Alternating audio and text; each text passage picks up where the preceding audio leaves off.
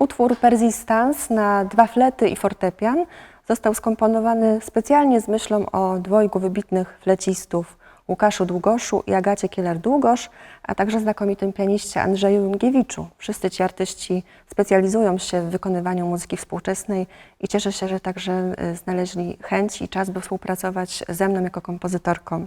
Utwór Persistans został skomponowany w 2021 roku i prawykonany w ramach poznańskich koncertów muzyki kameralnej. Artyści później wykonywali go również między innymi w Zakopanem czy też w Toruniu na różnych festiwalach muzyki współczesnej.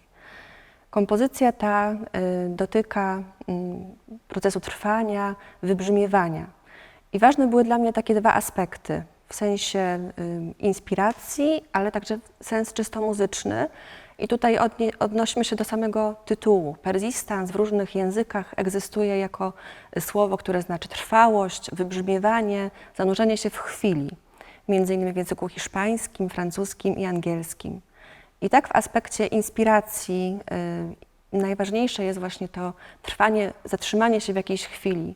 W obecnych czasach jesteśmy w ciągłym pośpiechu, chaosie.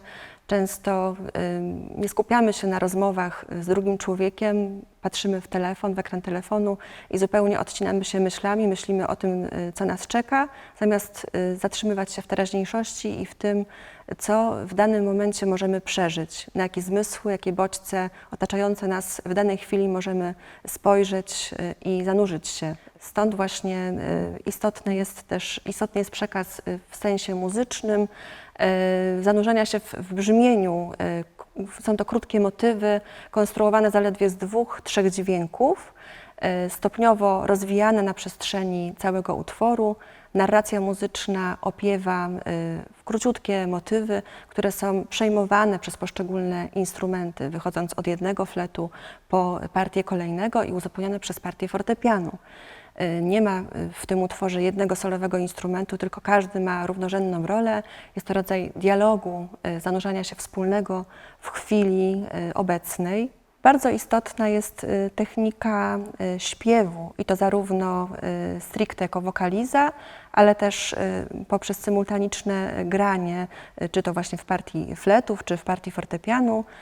Istotne jest dołączenie pianisty w ostatnich taktach utworu do partii flecistów wraz z głosem ludzkim, co myślę, że jest najbliższe idei właśnie wspólnego wybrzmiewania i zanurzenia się w chwili, w teraźniejszości.